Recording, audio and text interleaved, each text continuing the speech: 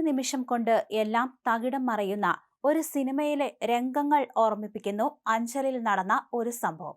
Police കസ്റ്റഡിയിലിരിക്കെ പ്രതികളിൽ ഒരാൾ എലിവിഷം കഴിച്ച് അത്യാസന്ന നിലയിലും. സംഭവം അഞ്ചലിലെ ഒരു സിവിൽ പോലീസ് ഉദ്യോഗസ്ഥന്റെ വീട്ടിലായിരുന്നു.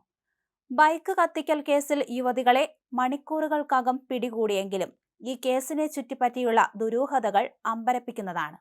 കഴിഞ്ഞ ദിവസം പുലർച്ചെ അഞ്ചൽ പാലവിളയിലെ സിവിൽ പോലീസ് ഓഫീസർ VS വിവേകിന്റെ വീട്ടിൽ കയറിയാണ് രണ്ട് യുവതികൾ ചേർന്ന് ബൈക്കിന് തീയിട്ടത്. ആരാണി ധീരരായ യുവതികൾ എന്ന ചോദ്യം നാട്ടുകാരുടെ മനസ്സിൽ ഇപ്പോഴും വരുന്നുണ്ട്. ഇരുട്ടിന്റെ മറവിൽ ഒരു ഉൾനാടൻ ഗ്രാമത്തിലെത്തി ബൈക്ക് കത്തിച്ച് നടന്ന് സമീപത്തെ ജംഗ്ഷനിൽ ചെന്ന് ഓട്ടോ വിളിച്ച് രക്ഷപ്പെട്ട ഇവരുടെ അസാമാന്യ ധൈര്യം എല്ലാവരും അമ്പരന്ന നിമിഷമായി മാറിയിരുന്നു.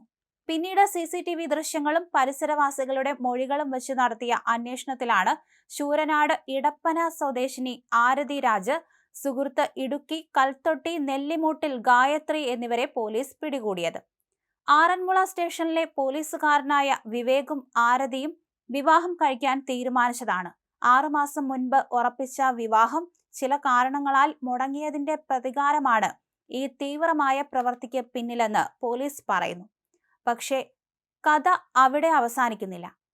പിടിയിലായ ശേഷം ഒന്നാം പ്രതി ആരതി വിഷം കഴിച്ചെന്ന വാർത്ത വന്നതോടെ ദുരൂഹത ഇരട്ടിച്ചു. പോലീസ് സ്റ്റേഷനിൽ പ്രതിക്ക് വിഷം എങ്ങനെ കിട്ടി എന്നതിന് കൃത്യമായ ഒരു മറുപടി പോലും പോലീസിന് നൽകാൻ സാധിച്ചിട്ടില്ല. അതേസമയം ഒരു ഊമക്കത്തും ലഭിച്ചിരുന്നു.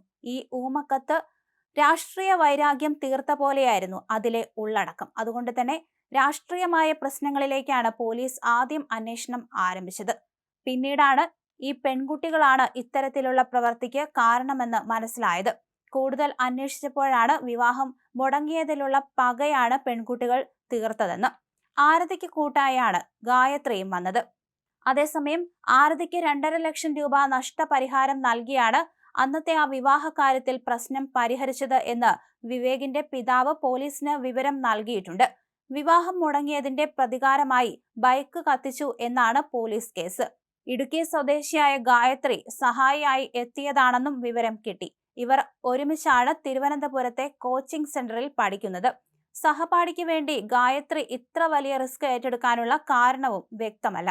എന്തായാലും കൂടുതൽ അന്വേഷണം നടത്തി വരികയാണെന്ന് പോലീസ് അറിയിച്ചിട്ടുണ്ട്. ആരതി നിലവിൽ ആശുപത്രിയിൽ ചികിത്സയിൽ തുടരുകയാണ്. പിന്നീട് മൊഴിയെടുക്കുകയും ചെയ്യും.